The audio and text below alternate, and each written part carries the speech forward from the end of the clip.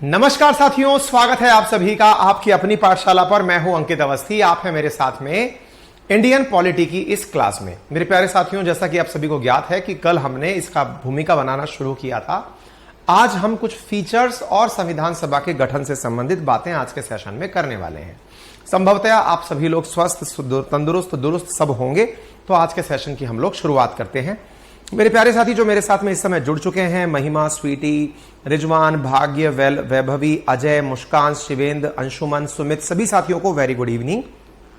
जैसा कि आप सभी जानते हैं कि क्लास में हमारा तरीका शुरुआत में 2-5 मिनट व्यवहारिक बातें करने का, फिर पढ़ने का और अंत में जाकर के फिर से आप कुछ दिक्कतें हो तो पूछने का।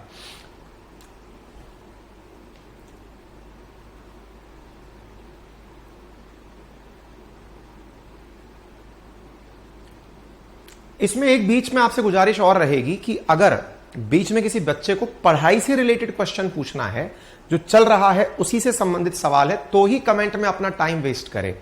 अदरवाइज हजारों की संख्या में विद्यार्थी हैं, कमेंट दिखाई नहीं देते, इतना तेज गति से निकलते हैं, है ना। और हमारा उद्देश्य आपको पढ़ाना है। आप अपने जीवन का इतना कीमती समय हमारे साथ दे रहे हैं, तो हमारा उद्देश्य आपको पढ़ाना है। आपके कमेंट्स के जवाब देकर के अगर हम आपका समय बर्बाद करेंगे तो आपको बाद में दुख होगा।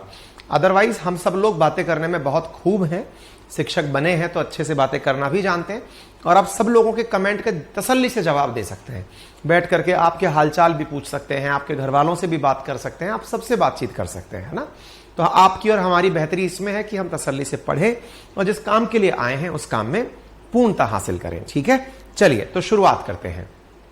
कल हमने संविधान की बातें की थी, संविधान क्या होता है ये जानकारी प्राप्त करी थी। आज उससे आगे एक और चीज जान लेते हैं जिसकी चर्चाएं बार बार होंगी हमारे इस पूरे कार्यक्रम में, और वो है राज्य क्या है। क्योंकि आप सबने अब तक हमने कल कुछ किताबें बताई थी, संभवतः खरीदी होंगी, और नहीं खरीदी होंगी तो परेशान होने की आवश्यकता नहीं है, खरीद लीजिएगा, ठीक है। लेकिन अगर खरीदी नहीं है, अच्छा हाँ, एक चीज और मैं आपको बताना चाहूंगा कि यदि आप सब लोग कंफर्टेबल हों तो कल मैं आपकी क्लास दोपहर में लेना चाहूंगा, क्योंकि इवनिंग में मुझे कहीं आउट ऑफ स्टेशन जाना है और मेरी क्लासेस कल दोपहर में 12 बजे के अराउंड लेना चाहूंगा। इस पर भी आप अगर तैयार हो, क्योंकि इवनिंग में मेरा कल कोई काम है। अदरवाइज मैं रिकॉर्डेड क्लास डाल दूंगा, आप में से जिसको शाम को देखनी होगी वो शाम को देख लीजिएगा, है ना। तो अपन ऐसा कर लेंगे कि अराउंड 12 PM मिड नून मैं आपकी क्लास आयोजित करूंगा। तो आप सभी से निवेदन है समय निकालकर उस समय पहुंच जाएं, ठीक है। अच्छा, तो चलिए आगे बढ़ते हैं। तो हुआ ये कि हमने आपके सामने एक चर्चा करी कि कल संविधान क्या है। अब किताबों की चर्चा थी कि आपने कुछ किताबें ली होंगी। अगर आप भारत का बेयर एक्ट पढ़ते हैं, भारत का कानून पढ़ते हैं, तो उसमें बार बार एक शब्द आएगा, राज्य ऐसा ना करे, राज्य यूं करे, state shall do this, state shall not discriminate this. यानी सवाल में एक शब्द बार बार घूमेगा और वो शब्द होगा स्टेट। स्टेट के बारे में एक शब्द बार बार तैरता रहेगा, स्टेट स्टेट स्टेट। अपन भारत वाले, India is A union of state, हम लोग इतनी ही समझ रखते हैं। हमें लगता है कि भारत के अंदर जितने राज्य हैं उनकी बातें हो रही है। कुछ बुद्धिजीवी होते हैं, सवाल पूछ लेते हैं, सर यूटी की बातें क्यों नहीं हो रही है। तमाम चीजें चलती रहती हैं। लेकिन भारत के संविधान में जो स्टेट है उसकी व्याख्या हम आगे चल के करेंगे। लेकिन जिस आम बोलचाल की भाषा में जिसे देश माना गया है, जिसे कि सरकार माना गया है, जिसे राज्य माना गया है, पहले वो समझ लेते हैं। आम बोलचाल में क्या है पहले वो समझते हैं। जैसे उदाहरण के लिए आज भारत एक देश है, लेकिन राजस्थान एक देश नहीं है। वहीं आपको याद हो तो एक बाबा हैं जो भारत से निकलकर भगोड़े हैं, जिनके ऊपर हमने अंकित इंस्पायर इंडिया पे सेशन भी किया था, नित्यानंद बाबा। उन्होंने अपना ही एक देश बना लिया जिसका नाम रखा कैलाशा। तो इस तरह की सारी चीजें कि क्या कोई अपना देश अनाउंस कर सकता है? भाई स्वाभाविक सी बात है ना कि आपके मन में आया कि यार आज ये जो पूरा घर है ये मेरा अपना है, इसमें मैं अपनी सरकार चलाऊंगा और इसका नाम अपना देश बनूंगा। मेरा नाम आज से प्रधानमंत्री ऑफ मेरे घर का नाम, मैं इस घर का प्रधानमंत्री हूं। मैंने अपनी वाइफ को राष्ट्रपति बना दिया, हमारे घर के जो बच्चे हैं उनको कोई मंत्री पद पकड़ा दिया कि चलो भाई सरकार अपनी है। क्या ऐसे चलता है देश? तो ये असल में है क्या सरकार? इसको थोड़ा सा समझने का प्रयास करते हैं, क्योंकि आप और हम तो आज एक डेमोक्रेटिक कंट्री के अंदर हैं। लेकिन भारत नहीं बल्कि मानव सभ्यता का जब जैसे जैसे विकास होता गया तब से ये बड़ा चैलेंज रहा होगा ना, क्योंकि इंसान तो पैदाइशी नोमैड था, यानी जंगल में विचरण करने वाला व्यक्ति था। जब वो नोमैड था तो उस नोमैड को तो ये भी नहीं पता था कि सोशलाइज कैसे करना है, सिविलाइज होना क्या होता है। धीरे धीरे उसने सीखा, अपनी जरूरतों के हिसाब से पशु पालना सीखा, आवश्यकता की फसलें उसने पैदा करना सीखा, एक जगह पर रहना शुरू किया, रहते रहते उसके परिवार के आसपास के लोग वहां रहना सीखे, फिर उसके अंदर एक सुरक्षा का भाव पैदा हुआ, फिर अज्ञात लोगों से उसका डरना शुरू हुआ तो अपनी टेरिटरी बनाना शुरू किया। टेरिटरी के अंदर फिर इस बात को लेकर लड़ाई होने लगी कि मेरी टेरिटरी ये है, तेरी टेरिटरी ये है, तो टेरिटोरियल डिस्प्यूट होने लगे। और जब भी हम इतिहास उठा के पढ़ते हैं तो हम यही जानते हैं उस राज्य का उस राज्य के साथ युद्ध हुआ।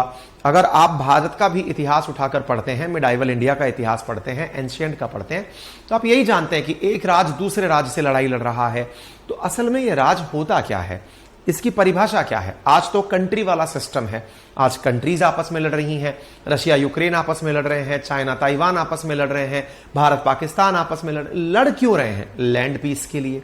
लैंड पीस के लिए क्यों? भारत पाकिस्तान कश्मीर के लिए लड़ रहे हैं, चाहे यूक्रेन रशिया अपने अपने हिस्सों के लिए लड़ रहे हैं, अजरबैजान अर्मेनिया अपने लिए लड़ रहे हैं। तो ये लड़ाई का वजह क्या है? तो लैंड है कि हमारी सत्ता मानी कहां जाएगी।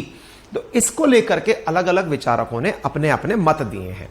अगर हम आधुनिक विचारकों की बात करें तो फिलिमोर नामक एक विचारक ने कहा कि राज्य कुछ और नहीं, एक मनुष्यों का वह समुदाय है जो एक निश्चित भूभाग में स्थायी रूप से बसा हुआ है। ये सबसे आसान परिभाषा है।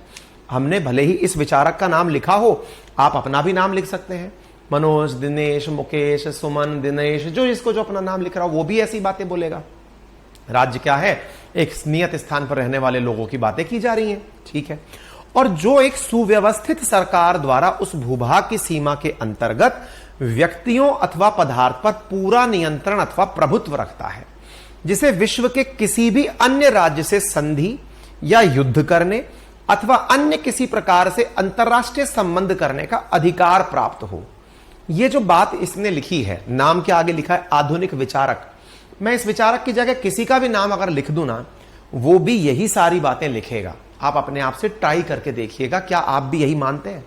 आपको भी यही लगेगा। जब आपके दिमाग में इंडिया आएगा तो इंडिया के बारे में आएगा, इंडिया देश कैसे है, हम अपनी सुरक्षा खुद कर सकते हैं, हम किसी से युद्ध खुद से लड़ सकते हैं, हमें पूछने की आवश्यकता नहीं है पाकिस्तान पर मिसाइल चला के मारने से पहले या सर्जिकल स्ट्राइक करने से पहले अमेरिका से कि सर हम उस पर सर्जिकल स्ट्राइक कर दें क्या। पूछने की जरूरत नहीं, हम गए, धड़ाम से गोली चलाई, चल गया काम। यानी अपने आप में हम शक्ति संपन्न हैं कि हम क्या कर सकते हैं, इस बात को लेकर के हम पूरी तरह समृद्ध हैं। कोई बात नहीं साहब।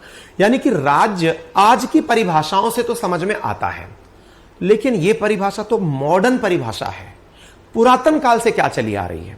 पुरातन काल से 4 प्रमुख भागों से मिलकर के राज्य का निर्माण किया गया। क्या कि राज्य अगर है तो उसके पास अपनी पॉपुलेशन होगी, यानी उसकी जनसंख्या होगी।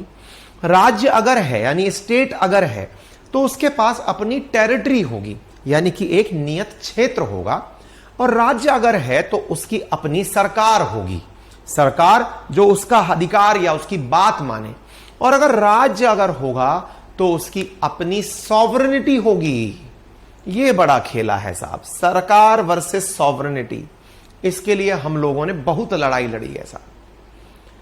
जब क्रिप्स मिशन इंडिया आया था ना, तो क्रिप्स मिशन ने हमसे कहा कि आप लोग हमसे डोमिनियन स्टेटस ले लीजिए, अर्थात आप लोग हमसे यह स्वीकार करवा लीजिए कि आप अपनी सरकार चलाएंगे, हमें कोई ऐतराज नहीं है, बस हमें एक चीज दे दीजिएगा। क्या? अंतिम फैसला अंग्रेजों का होगा। भारत ने कहा अब भी निकल लो, भारत छोड़ो आंदोलन, निकलो अभी की अभी, यहीं से खत्म हो जाओ, यहीं से चले जाओ, ठीक है। अच्छा, अब देखिए कितना भी समझाइश की, उसके बावजूद भी मेरे कई प्यारे साथी कमेंट बॉक्स में चुप नहीं बैठ सकते। मनप्रीत लिख रहे हैं कि सर मेरा सपना था आपसे पढ़ूं, आपने मेरा सपना पूरा कर दिया। एक तो तारीफ करने भाई साहब आए। और एक बालक लिखे कि सर एक सब्जेक्ट का नोट्स 500 रुपए, 4 का 2000 में दे दीजिए। ये भाई साहब भी आए। सब तरह का व्यापार सिखाने के लिए लोग भी कमेंट बॉक्स में चल रहे हैं। मनीष ने लिखा thank you so much sir for the level of content, we are lucky having. देखिए मैं आप सभी से अत्यधिक प्रेम करता हूं। आप सबने अपना प्रेम मुझे भेंट स्वरूप जो राशि चढ़ाई है ना, उससे मैं स्वीकार कर चुका हूं। आप सबने मुझे अथाह विश्वास, अथाह प्यार सब दिया है। लेकिन आपको पता है अंत में आप मुझसे प्यार कब करेंगे? जब मैं आपका सिलेबस कंप्लीट कराऊंगा, जब मैंने जो प्रॉमिस किया है वो डिलीवर करूंगा। आपको मुझ पर प्यार क्यों आ रहा है कि सर ने कहा था नोट्स मैं इस तारीख के दिन अनाउंस कर दूंगा। इन्होंने कैसे भी करके दिन रात मेहनत करके की अनाउंस कर दिया। इसलिए आपको मेरे प्रति एक सम्मान का भाव आ रहा है कि यह व्यक्ति सही है। मेरे सम्मान को बरकरार रखने में आपका अहम योगदान है। कैसे? जब पढ़ाया जाए ना तो इस कमेंट बॉक्स मैं आपको अंत में बोल दिया करूंगा, लास्ट के 5 मिनट मेरी तारीफ करो, है ना? तो मैं भी खुश, आप भी खुश। आपके मन के जो भाव हैं वो भी जानने के लिए मैं तैयार हूं। लेकिन मेरे गुजारिश है कमेंट बॉक्स में आप अपनी टिप्पणियां बंद रखें। तारीफ से मैं ओतप्रोत हूं। आपने पैसे देकर तारीफ ही तो की है। आपने पैसे देकर तारीफ ही तो की। कोई ऐसे पैसे थोड़ी दे देता है किसी को। आपने पैसे दिए ना, अब मुझे मेरी जिम्मेदारी निभाने दो। पढ़ाना है पढ़ाने दो, है ना बेटा? चलिए, रही बात इसकी कि नोट्स क्या होगा, कैसे होगा, कितने का होगा। नोट्स हमने निकाल दिए, उनके हमने डेमो भी डाल दिए आप सबके सामने पूरी तरह से। अब आप चाहें ना तो जाकर के जो हैंड रिटन नोट्स का ऑप्शन है ना, वहां पर हमने सैंपल भी डाल दिए कि नोट्स कैसे दिखेंगे, ताकि आपको यह पता चल जाए नोट्स कैसे हैं। आप उनको देखिए, जांचिए, परखिए, सही लगता है लीजिए। जबरदस्ती कोई नहीं है। अपने ना तो कोर्स लेते समय जबरदस्ती करी, मैं आपके घर नहीं आया, ना नोट्स बेचते समय जबरदस्ती करेंगे। आपके लिए मेहनत कर रहा हूं, मुझे विश्वास है कि मैं अच्छी कर रहा हूं। आपको जमता है करिए, नहीं तो अपने घर में आप खुश, मैं मेरे घर में खुश। आगे बढ़िए। अंग्रेजों ने हमसे कहा कि साहब डोमिनियन स्टेटस ले लीजिए। हमें तो समझ में नहीं आया शुरुआत में कि डोमिनियन स्टेटस क्या है। बोले आपको जो फैसले करने हैं ना, बीइंग एन इंडियन, आप सारे फैसले करिए। बोले ठीक है। फिर फैसले करने के बाद में जब अंतिम फैसले का वक्त आएगा तो वो अंग्रेज करेंगे। बोला अच्छा, अंतिम फैसला अंग्रेज करेंगे? बोले हां। तो भाई साहब फिर हमने पूछा फिर हमारा शासन किस बात का हुआ? जब अंतिम फैसला तुम्हारे पास हुआ, कल को मान लो मेरे मन में आ गई कि मेरे को पाकिस्तान की चढ़ाई करनी है। अब मेरे तो मन में आ गई, मेरा पूरा देश तैयार हो गया। आपने कहा अंतिम फैसला हम करेंगे। यार छोड़ो यार, आज मन नहीं है, आज थकान हो रही है थोड़ी सी। यार ये क्या मतलब हुआ? इसका मतलब यह हुआ कि हम अपने फैसले खुद ले पाएं। इसके लिए भारत ने क्रिप्स मिशन को परमिशन नहीं दी, तब जाके कैबिनेट मिशन आया था। बताएंगे, मॉडर्न इतिहास में भी पढ़ाए जाएंगे और थोड़ी जानकारी हम भी देंगे, ठीक है? इसका मतलब यह था कि गवर्नमेंट से सॉवरेनिटी का अर्थ है अपने फैसले खुद लेने की ताकत। यानी देश का जो प्रधान व्यक्ति है वो स्वदेशी हो, देश के ऊपर कोई और निर्णय करने वाला ना हो, दैट इज सॉवरेनिटी। तो एक प्रकार से 4 प्रमुख हिस्से हैं राज के। एक राज किसे कहा गया? जहां पॉपुलेशन होगी, जहां टेरिटरी निश्चित होगी, जहां पर सरकार होगी, जहां पर एक सॉवरेनिटी होगी, संप्रभुता होगी, ठीक है? थोड़ा थोड़ा सा इनके बारे में जान लेते हैं। रटने की इनमें से एक भी आवश्यकता नहीं है। यह आपको केवल माहौल के लिए दिखाया जा रहा है। कोई पेपर में नहीं पूछेगा प्लेटो ने क्या कहा था, फलाना ने, अरस्तु ने क्या कहा था, कोई नहीं पूछेगा। जो पूछेगा मैं बता दूंगा कि यह याद कर लो, यह इंपॉर्टेंट है ना? यह केवल भूमिका का हिस्सा है।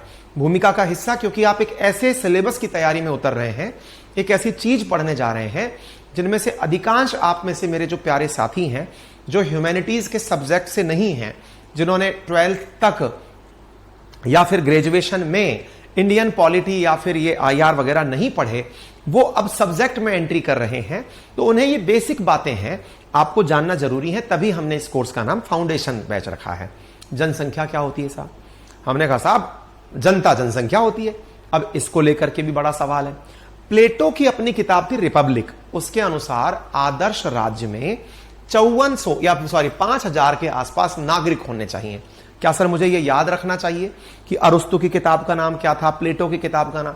मैंने कहा अगर कौन बनेगा करोड़पति में जाना है तो याद करना, हमारे पेपर में नहीं पूछा जाएगा, ना तो हमारे टेस्ट में पूछा जाएगा, ना RPSC में पूछा जाएगा। तो आपने क्यों लिख रखा है बताते हैं।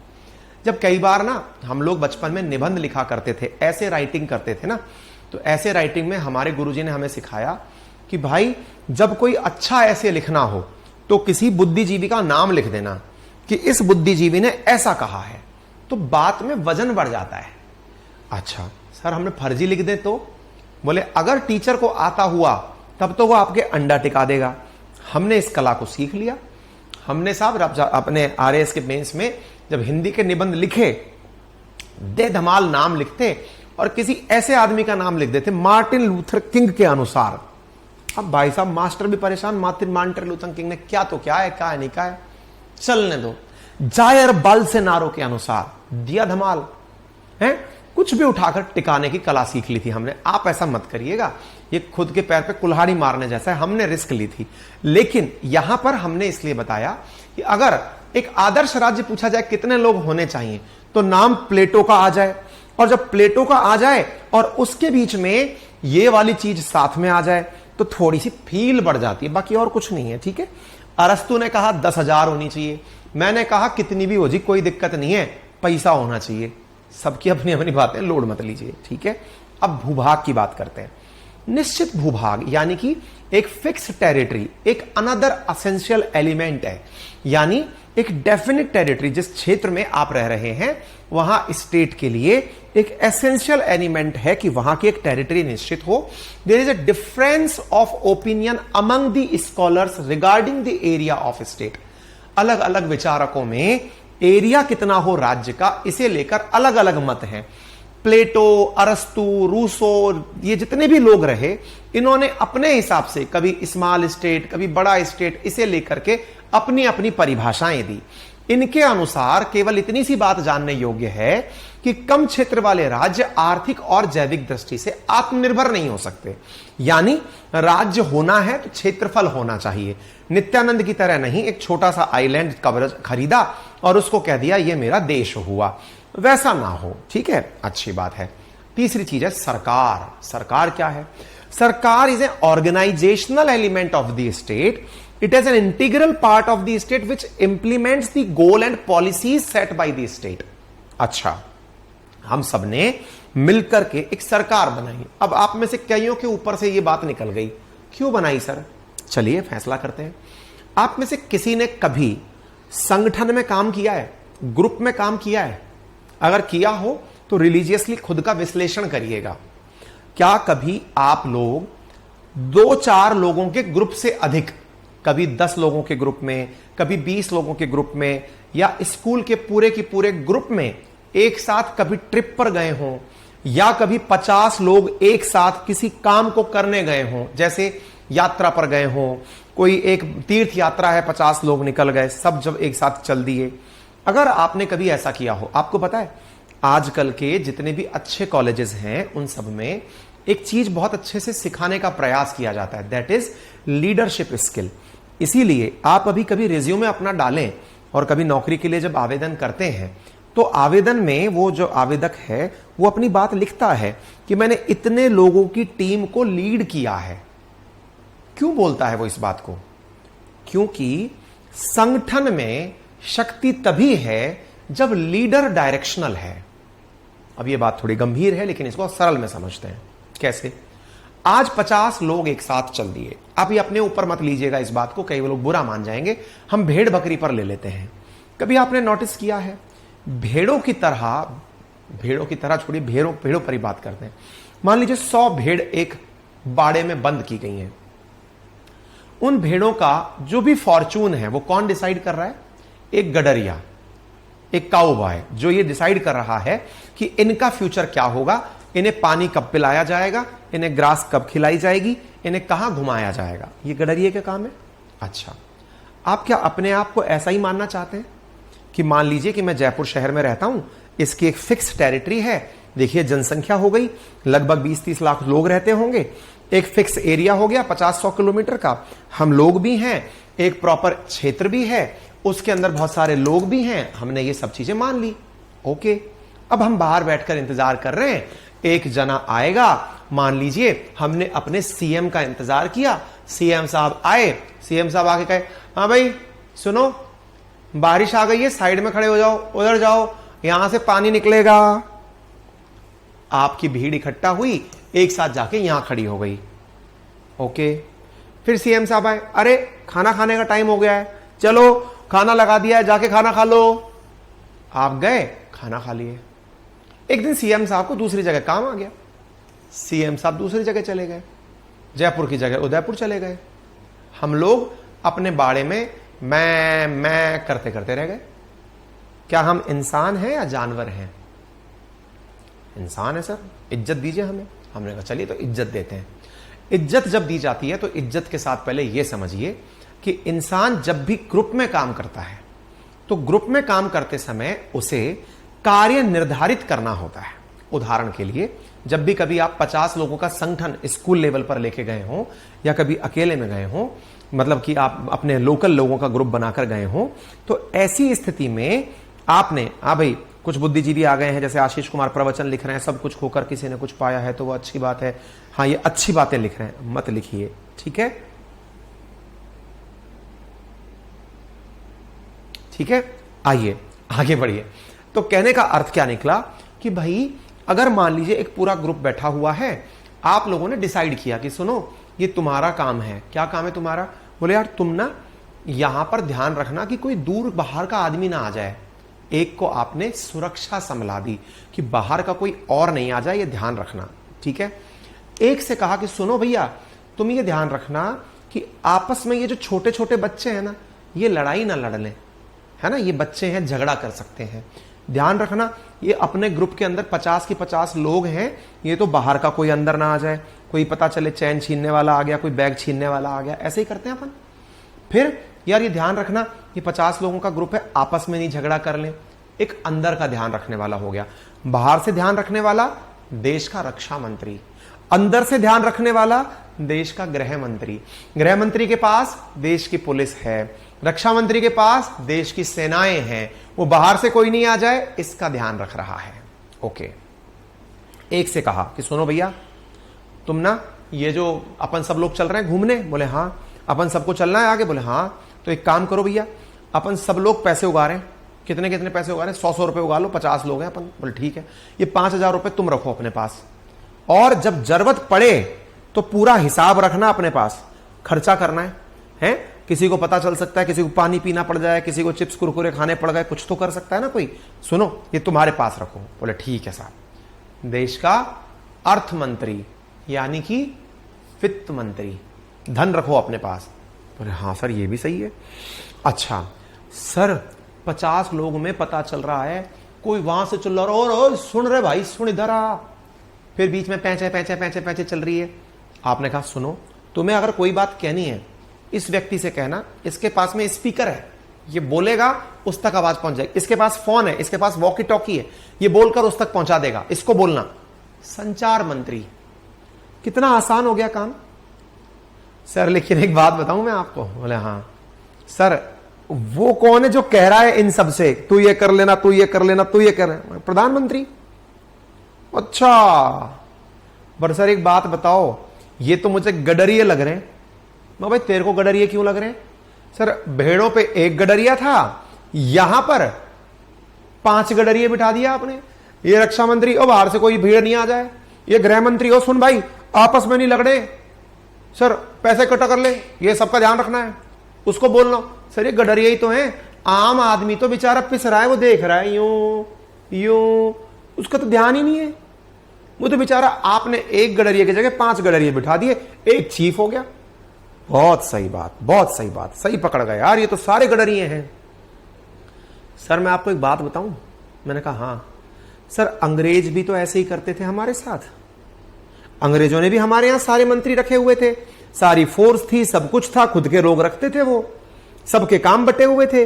तुम डिफेंस का काम संभालोगे, तुम फलाने का काम संभालोगे, सबके मंत्री थे उनके पास। तो फिर मर कहां गए हम? अब मैंने कहा यार ये बात तो तुमने सही पकड़ ली यार।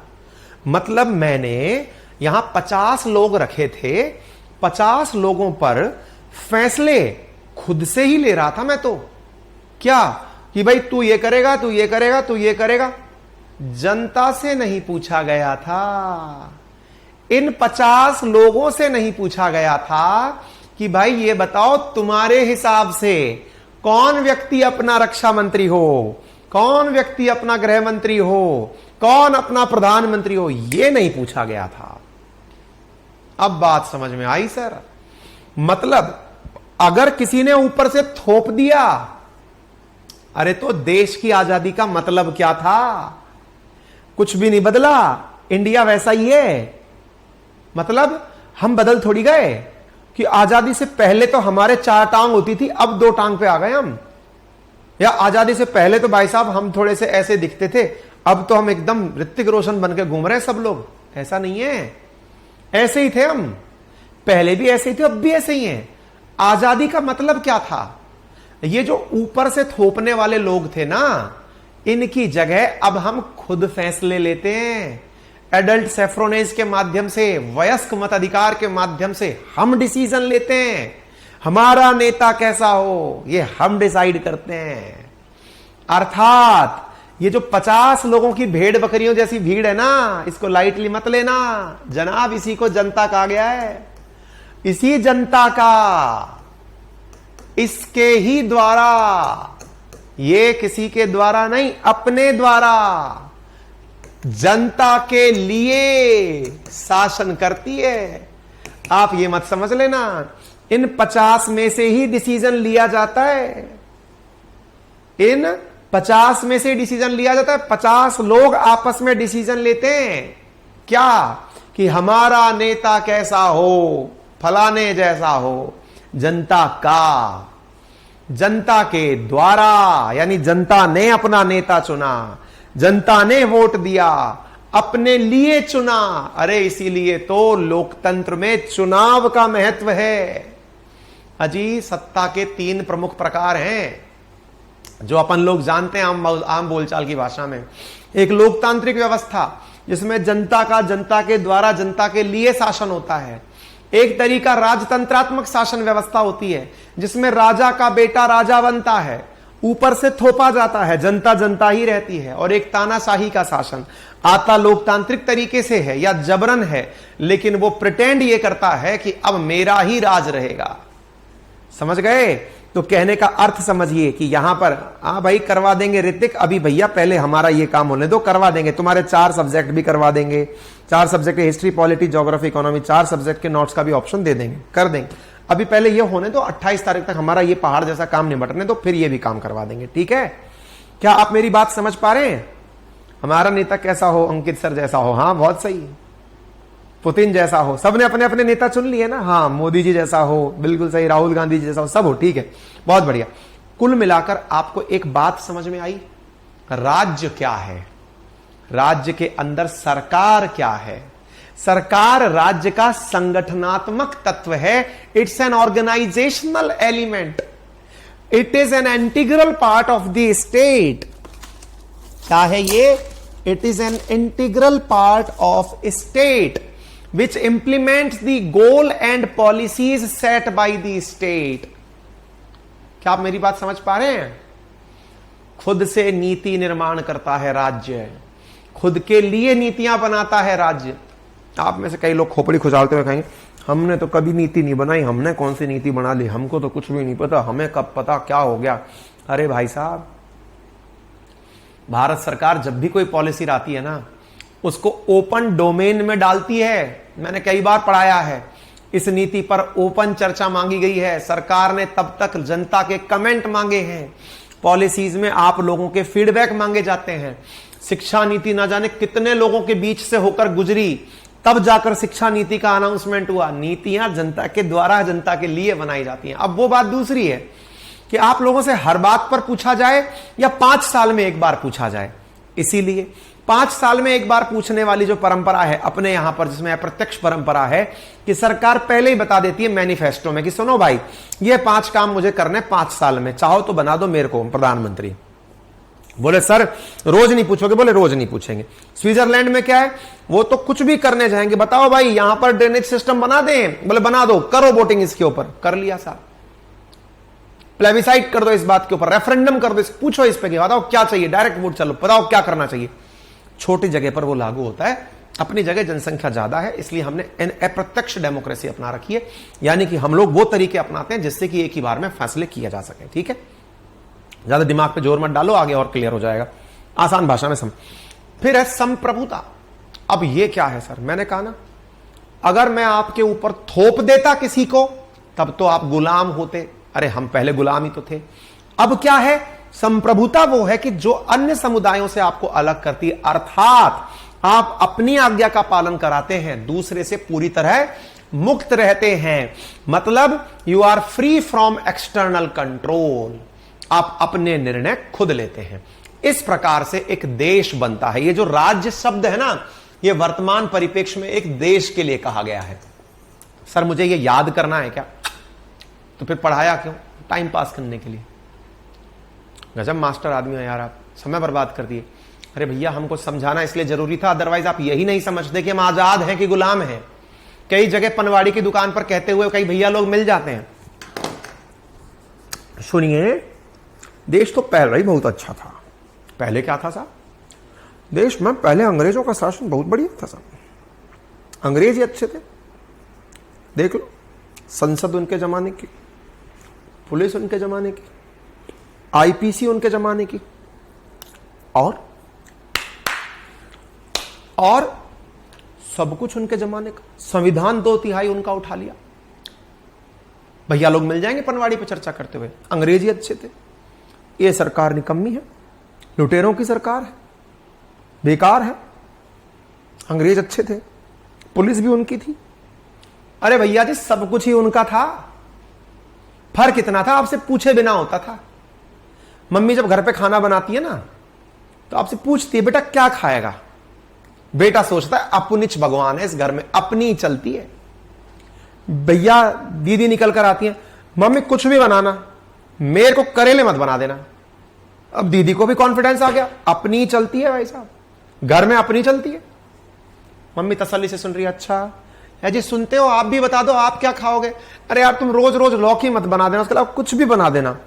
भाई साहब टोटल डेमोक्रेसी, हर आदमी अपनी राय दे रहा है। मम्मी कह रही है अजी सुनते हो? बोले हाँ। मैं ये नहीं कह रही, तो आ जाओ मिलके खाना बनाएंगे। डेमोक्रेसी की फुल फीलिंग लो, गुलाम थोड़ी हो। हाँ ये तो एब्सोल्यूट डेमोक्रेसी है। मतलब समझे? मतलब ये है कि हम लोग अपने फैसले अब खुद लेते हैं। और भैया सुनो, जो नेता हमें दिखता है ना, वो हम में से ही कोई होता है। वो नेता उतर के नहीं आया, आपको अपने में से ही एक व्यक्ति दिखा। खूब काबिल लोग घूमते हैं गली चौराहे नुक्कड़ पर, आप उनको नहीं चुनते अपना नेता। पिक्चर से दिमाग में बैठ चुका है, नेता तो वही होगा जो फॉर्च्यूनर में चलेगा, 4 गाड़ी आगे 4 पीछे चलेगा, 2-4 केस लगा होगा, तब जाके नेता किसी इज्जत से दिखती है। एक बेचारा व्यक्ति आए पढ़ा लिखा, सूटेड बूटेड पैंट शर्ट पहन करके, मैं आपका नेता बनना चाहता हूं। सर सुनिए, हमें आपका ना ये सामान नहीं खरीदना है, कृपया अगले घर बेचिए। समझ रहे हैं आप?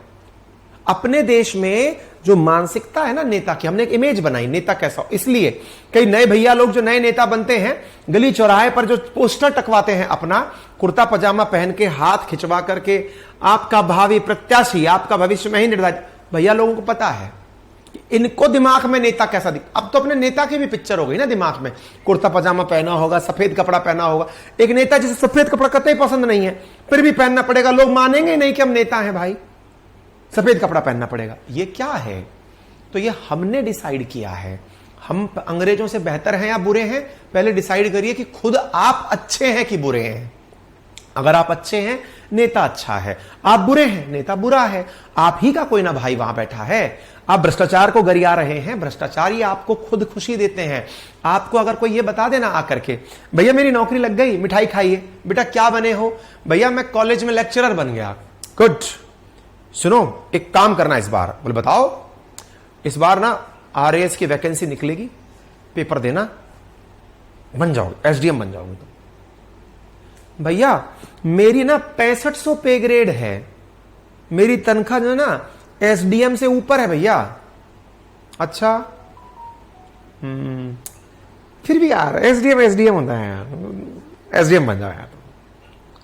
ठीक है भैया, पर भैया क्यों? अरे बात ही अलग है यार। बोल भैया बात, मतलब मैं समझना चाह रहा हूं भैया, बात अलग क्या है?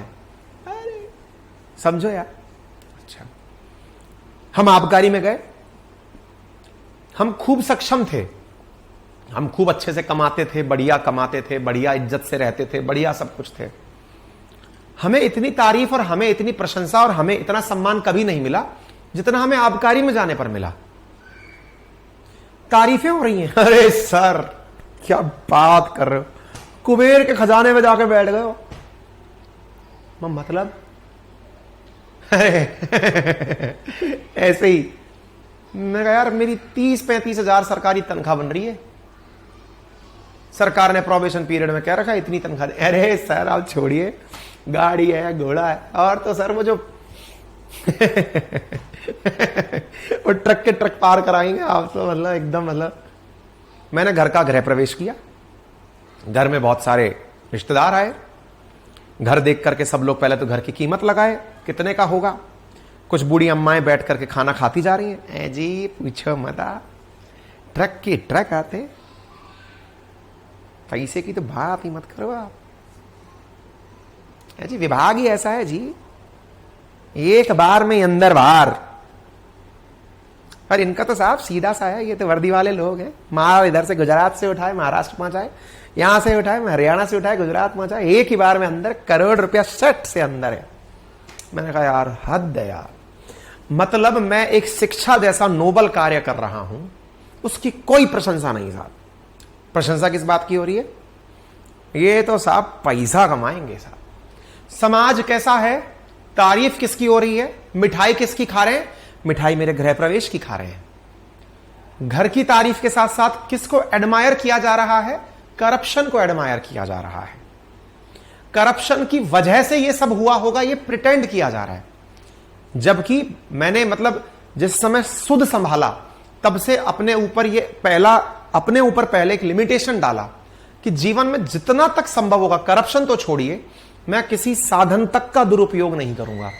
यह अपने आप को मैंने अपनी नैतिकताओं में ढाला कि भैया ठीक है, यह तुम्हारी मानसिकता हो सकती है, लेकिन अपने ऊपर मैं इस तरह का लांछन तो छोड़ो, मतलब विभाग की गाड़ी तक इस्तेमाल करने से मैं हिचकता हूं। मैंने कहा भैया ठीक है, सक्षम हूं, मैं कर लूंगा, राज्य को मेरी तरफ से टैक्स जाता है, मेरा गाड़ी का पेट्रोल भी जल जाएगा, कोई दिक्कत नहीं है।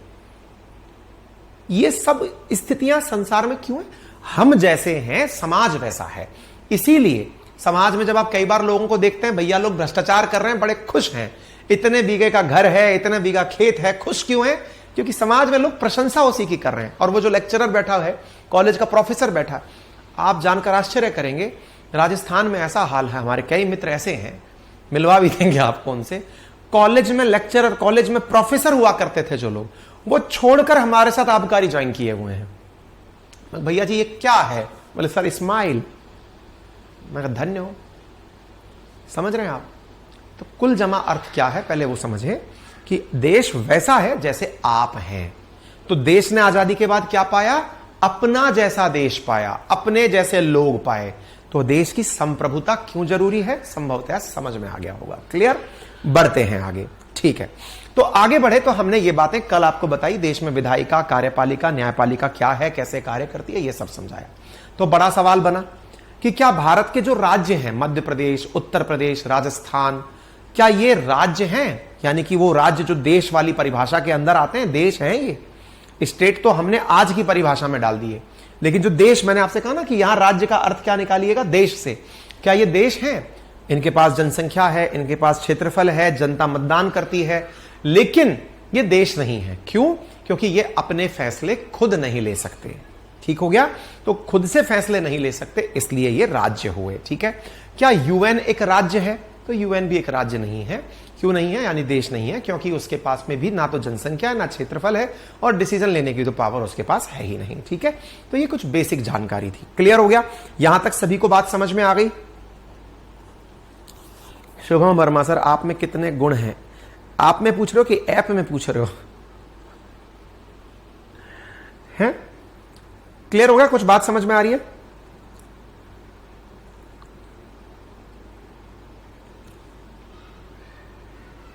क्लियर? आपकी क्लास मुझे बहुत सही समझ आती है। सर मेरे पास अभी पैसा नहीं है, नोट्स बाद में ले सकते हैं क्या? हंसराज, बिल्कुल कभी भी ले सकते हो, कोई दिक्कत नहीं है। आपकी क्लास में और भूगोल की क्लास में ही लगता है कि हमारे इसकी तैयारी कर रहे हैं। अच्छा, लाइव क्लास में एक व्यक्ति के लिए जोरदार तालियां बजाई जाएं। नाम है इनका अजीत। इन्हें लिखा है कि सर लाइव क्लास में भी स्पीड का ऑप्शन डलवाया जाए।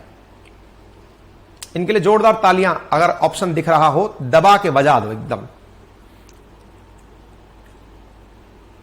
लाइव क्लास में सोचिए मास्टर अपना तेजी से बोलने लगे पटर पटर पटर पटर पटर पटर, मतलब मुझे भी नहीं पता है कि मेरा एक वर्जन है जो टाइम ट्रेवल कर रहा है।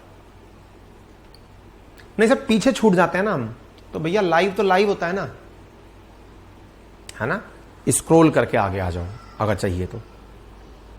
ठीक है, कुछ बालक बार बार एक चीज कर रहे हैं कि सर हैंड रिटन नोट्स की पीडीएफ हमें दे दो, है ना, हैंड रिटन नोट्स की पीडीएफ। बेटा 9000 पेज की पीडीएफ है ना, तो वो देना ना तो न्याय संगत है ना तर्क संगत है। जैसे मैं मेरी पॉलिटी पढ़ा रहा हूं, मैं अपना सब्जेक्ट दे दूंगा, जो टीचर और पढ़ा रहे हैं वो अपना अपना सब्जेक्ट दिए जा रहे हैं, कुछ लिखवा रहे हैं, कुछ आपको डाउनलोड अपलोड करवाए जा रहे हैं। ठीक है, चलिए आगे बढ़े, चलिए आगे आइए।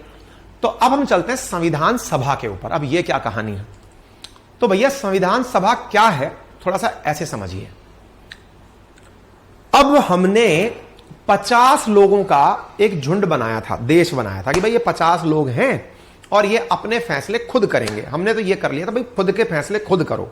ठीक है साहब, 50 लोग अपने फैसले करने के लिए तैयार। 50 लोग खुद के फैसले करेंगे, अपनी जनता सरकार बनाएंगे, सब कुछ करेंगे। लेकिन कुछ गड़बड़ हो गई। क्या हो गई, हमारे पास में करोड़ों लोग हैं, करोड़ों लोग हैं, मान लो 1 करोड़ लोग हैं। अब 1 करोड़ लोग हैं, उनसे हमने कहा कि भैया आप सब लोग पहले ना बात बताओ कैसे देश चलाना है। उन्होंने कहा सर देखो बात ऐसी है, कुछ लिख लो पहले आप कि ऐसे ऐसे देश चलाएंगे हम। मैं जैसे उदाहरण के लिए, नहीं सर आप लिखो पहले। अरे हमने कहा बता तो सही क्या लिखवाना चाहते। लिखो सर, अपन के देश में ना कोई भी छोटा बड़ा नहीं होगा। ले भाई लिख लिया, कोई छोटा बड़ा नहीं, कोई ऊंचा नीचा नहीं। दूसरा पॉइंट लिखिए सर। हमने कहा बोलो तो सही, कोई छुआछूत नहीं करेगा। हाँ नहीं करेंगे यार। सर खुल के बोलने की आजादी होगी। हमने बोले जा तू फटाफट। सर बच्चों को शिक्षा का अधिकार होगा। हमने कहा चलते बस फटाफट बोल। सर धार्मिक स्वतंत्रता का अधिकार होगा। सर सबकी शादी का अधिकार होगा। अरे हमने रुक जा, सबकी शादी का क्या कुछ लिखाया जा रहा है। नहीं नहीं सर लिखो, सबको एक बढ़िया बियर बार में एंट्री मिलेगी, सबको महीने की एक दारू फ्री मिलेगी, सबको एक विदेश यात्रा फ्री। पागल हो गया है क्या, रुक जा, बकवास किया जा रहा है, रुक जा एक बार। चल क्या रहा है ये। सर आप इन्हें कहा था अपनी फरमाइश लिखवाओ, फरमाइशी संगीत चल रहा है कि ये मिलेगा वो मिलेगा वो मिलेगा। बोले सर फिर। मैंने कहा बेटा पहले अपने आप को देखो, अपने आसपास देखो और अपने देश को देखो, इसके पास संसाधन देखो कि इसके पास क्या है। कहते हैं बेटा चद्दर देख के पैर पसारने चाहिए, पैर पसार के चद्दर की तलाश पूंजीपति लोग करते हैं। अपन को क्या करना है, पहले चद्दर देखनी है फिर पैर पसारने हैं। ओके, तो इसका मतलब बेटा ये जो तू अलादीन के जिन्न के वो घिसने के लिए वो तू बताता जा रहा है ना तेरी तरफ से विश लिस्ट, इसको रोक जरा, साइड में बिठा इसको। और बेटा फिर ना बैठकर तसल्ली से सोच क्या क्या है तेरे पास। हाँ सर आपने सही कहा, मेरी शादी तो आप कैसे ही कराओगे, सबकी शादी कैसे हो जाएगी, देश में तो जेंडर गैप है। मैंने कहा हाँ तो ये तो नहीं हो सकता ना। क्या ये ऐसे भी है सर जो शादी नहीं करना चाहते। हाँ समझ गया ना, इसका मतलब सबकी शादी नहीं कराई जा सकती है ना। हाँ इसका मतलब ये कानूनी रूप से कंपलसरी नहीं किया जा सकता ना। बोले नहीं किया जा सकता सर। मैं वेरी गुड। मैं कहा इसको काट दे, इसको नहीं लिखना है, अपनी अलादीन की विश लिस्ट में से हटा दे, जिसको करना है करेगा, नहीं करना है नहीं करेगा। Okay okay. और बता क्या चाहिए। सर सबको विदेश यात्रा की फरमाइश है सर। बेटा अपनी पहले चादर देखो, देखो जरा रोकड़ा कितना है जेब में, और बाहर का खर्चा मालूम करो जेब में है। बोले सर ये देश को पता होगा। बेटा देश भी तो आपसे मिलके बनाए ना, आपकी जेब में नहीं है तो देश की जेब में भी नहीं है। बोले हाँ तो बेटा ऐसी बात भी मत लिखो इसमें, काटो इसको। ओके सर बियर बार पे 1 बियर फ्री। बेटे खाने का संकट है, जौ कहां से आएगी, दाने खाने के लिए भोजन नहीं है, काटो इसको काटो। और फिर व्यसन से इंसान मरता है, ये नहीं करना है ना, छोड़ो हटाओ। Okay sir. क्या सर आप एकदम बेकार आदमी है। मैं कहा नहीं बेटा, पढ़ो लिखो, पैसे कमाओ, देश में उन्नति होती चली जाएगी, चीजें दिलाते चले जाएंगे। बड़ा दिलाओगे बेटा। अपन का देश जब बना था ना, तब शिक्षा का अधिकार मूल अधिकार नहीं था। मतलब बेटा तब शिक्षा मिलनी चाहिए, यह नीति निदेशक तत्व था। राज्य ने लिख लिया था अपने लिए कि हम अपने देश के लोगों को शिक्षा दिलाने का प्रयास करेंगे। लेकिन बाद में जब समझ में आया कि संसाधन हमारे पास हो गए हैं, सबको एजुकेशन हम दिला सकते हैं, उस समय हमने बेटा नीति निदेशक तत्व से निकालकर शिक्षा के अधिकार को मूल अधिकार बना दिया। आर्टिकल 21A में डाल दिया। अब वो मूल अधिकार है। अगर किसी को शिक्षा नहीं मिले तो वो सुप्रीम कोर्ट जा सकता है कि मेरी तो पढ़ाई नहीं हो रही है। समझ में आया? अच्छा, इसका मतलब यह हुआ कि अपनी वर्तमान स्थिति को देखकर भविष्य के लिए हमें बातें लिखनी है। मैंने कहा बहुत बढ़िया, लेकिन सर मेरे मन में आ रही है, बहुत तेज आ रही है मेरे मन में, मैं बात लिखवाना चाहता हूं, मेरे मन में बहुत सारी बातें आ रही हैं सर, मैं क्या करूं? मैं कहा बेटा अगेन 1 करोड़ हैं आप, किसको तो बोलोगे, कौन सुनेगा, कौन लाइन में लगेगा? एक काम करते हैं, तुम 1 करोड़ में से ना समझदार सा आदमी एक निकाल के बाहर दे दो। कैसे निकाल दें हम अपने में से बाहर? कोई है ही नहीं हम में से समझदार, मुझसे समझदार तो कोई है ही नहीं, कैसे निकाल दूं मैं बाहर? मैं कहा एग्जैक्टली, इसलिए बेटा इलेक्शन करते हैं अपन। क्या करते हैं? इलेक्शन करते हैं। इलेक्शन बोले तो चुनाव करते। तुम 10,000 लोग एक साथ रहो, डिसाइड करो तुम में से कौन बुद्धिमान, कौन काबिल। तुम्हें लगता है तुम काबिल, खड़े हो जाओ, जनता को सोचने दो।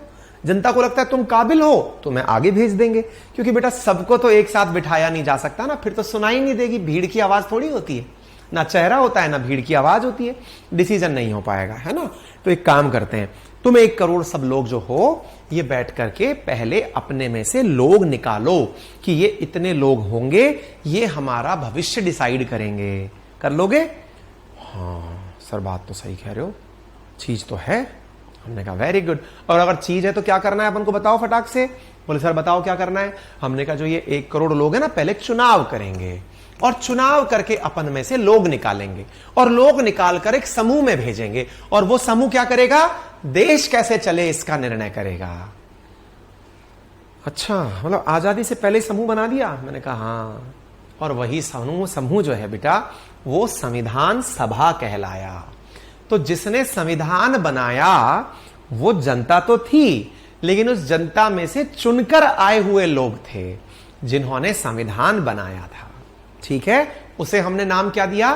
संविधान सभा।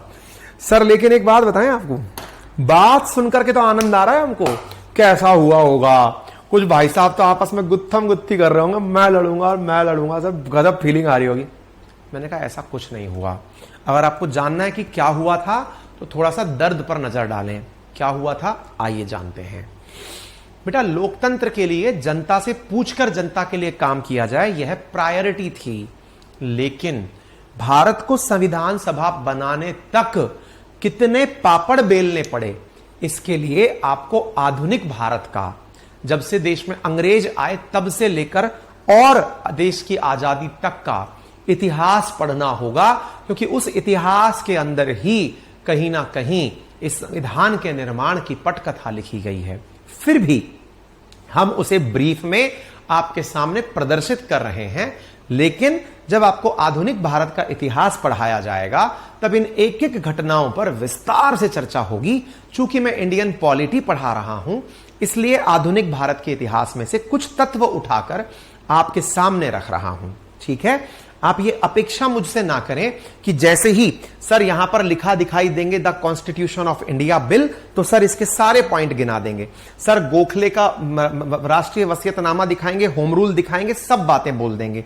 ऐसा मैं नहीं करूंगा, फिर यहीं से मॉडर्न इतिहास मुझे खत्म करना पड़ेगा। इसीलिए संविधान सभा तक पहुंचने से पूर्व आपको आधुनिक भारत के इतिहास का कुछ जानकारी प्राप्त करनी होगी। ठीक है ना? हाँ जी, आपको सही लगे तो जीएस फाउंडेशन में हिस्ट्री स्टार्ट करना, यही रिक्वेस्ट है। हाँ हाँ, मुझसे सब करवा लो ना, मुझसे सब करवा लो। मैं कथक भी अच्छा जानता हूं, कथक भी कर दूंगा। हाँ जी, तो यहां पर पृष्ठभूमि बनती है सबसे पहले। क्या? प्राचीन काल में भारत का संचालन, शासन का संचालन धार्मिक ग्रंथ के आधार पर हुआ करता था। जैसे वेद, उपनिषद, नीति। मौर्य काल में अर्थशास्त्र को फिर आधार बनाया गया। मतलब प्राचीन काल में देश कैसे चलते थे? वेदों के आधार पर चलते थे। वेद में क्या लिखा गया है, किस प्रकार से काम हो रहे हैं, उसके आधार पर। ठीक है, उसके बाद में, मैं समझ गया, आखिरी 5 मिनट बची है, इसलिए आपके कमेंट्स की गति बढ़ गई है। आपको लग रहा है फिर आपके सवाल नहीं सुने जाएंगे। रुक जाइए, थोड़ा सा इसका ब्रीफ कर लेने दीजिए, फिर हम आपके सवाल भी लेंगे। देखिए, मैं आपको एक बात बताता हूं, मेरे लिए बहुत आसान है मैं रॉकेट की गति पकड़ कर, क्योंकि मैं तो सारा कंटेंट आपको लिखित में दे रहा हूं, मैं रॉकेट की गति पकड़ करके एकदम तेज स्पीड में आगे निकल जाऊं। लेकिन मेरा पूरा कंटेंट बहुत आसान गति से चलेगा। रीजन क्या है? मुझे आराम आराम से आपके इस पूरे टेन्योर में आपके साथ रहना है। मेरे लिए सब्जेक्ट खत्म कराना कोई बहुत बड़ा टास्क नहीं है। हम लोग रिवीजन 7-7 दिन में पूरी पॉलिटी का मार देते थे। उठाऊंगा किसी दिन तो रिवीजन मरवा दिया, पूरा खत्म कर देंगे, 1 दिन के अंदर बैठ गए। तो मुद्दा क्या है?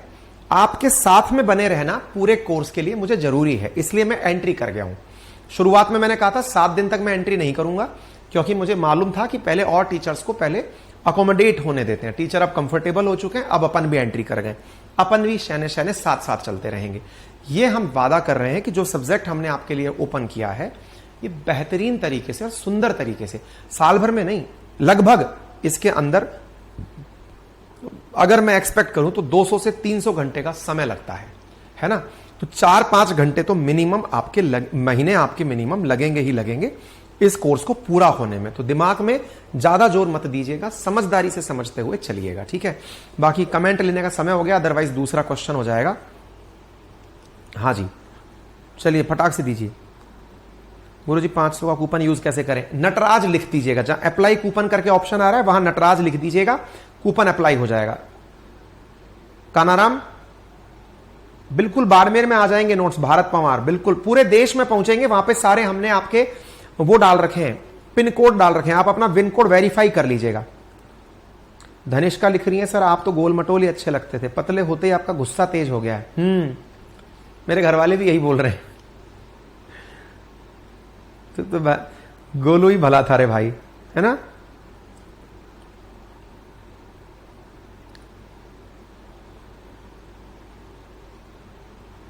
हाँ, अभी मीणा सभी कुछ क्लियर हो जाएगा, आप लोड मत लीजिए, चलने दीजिए।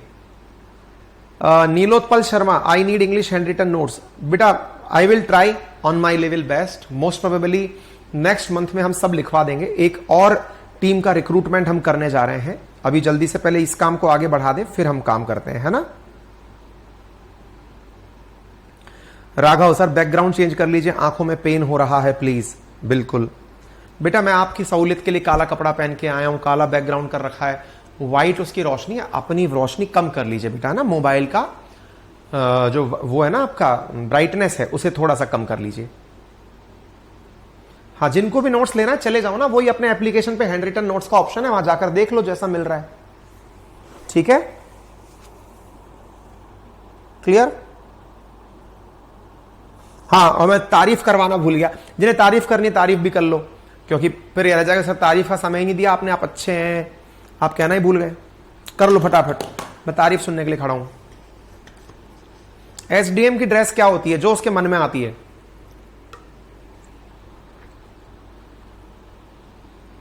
वो कुछ भी पहन सकते हैं, फॉर्मल्स पहनने होते हैं।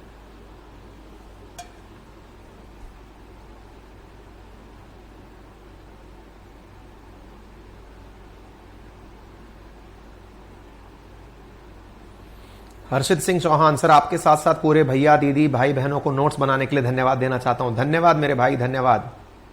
उर्मिला, सर पूरे दिन क्लास देखने से सर में दर्द रहता है, कुछ उपाय बताएं। तो कई बार आंख बंद करके भी क्लास देख सकते हो, ध्यान हटाकर क्लास सुन सकते हो। कई बार क्लासेस में सुनने का बहुत कुछ होता है। बाकी हमने लैपटॉप का एप्लीकेशन दे दिया है, आप वहां पर चला के देख सकते हैं बेटा। बाकी पढ़ने के साइड प्रोडक्ट तो है ही ना, क्योंकि पढ़ना अपनी फितरत का हिस्सा नहीं है। ट्विटर पर जो ट्रेंड होता है वो सरकार मान क्यों लेती है? क्योंकि जनता मानती है कि जनता का ही ट्विटर है ना, वो जनता ने ट्वीट्स किए इसलिए। सर नोट्स पर्याप्त है ना, बुक्स लेने की जरूरत तो नहीं है? दुर्गेश देखिए क्या है, नोट्स में हमने सब कुछ डाला है, लेकिन उसके बाद भी ना मेरी एक फितरत रही है कि मैं कभी भी ये नहीं कह सकता कि किताब ना लें, मतलब एज एन टीचर मैं नहीं कह सकता, एज एन एस्पिरेंट मैं कह सकता हूं कि नोट्स पर्याप्त हैं। टीचर होने के नाते मुझे ये शोभा नहीं देता कि मैं ये कह दूं कि नहीं साहब अपनिच भगवान है, अपन ने जो नोट्स दे दिया वो पर्याप्त हैं, नहीं। और ये गलती मैं भूल कर, मेरे मुंह से मत सुनो इस चीज को।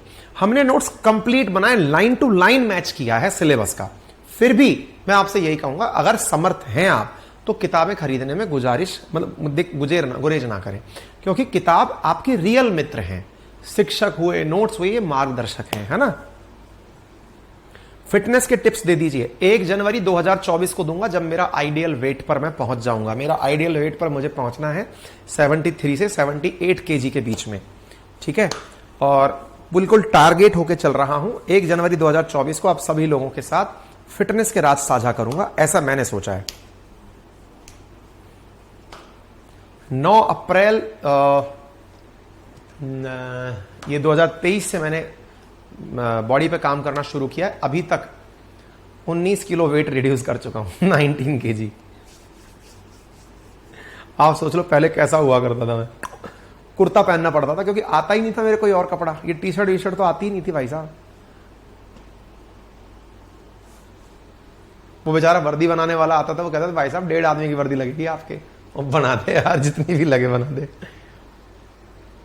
हैं?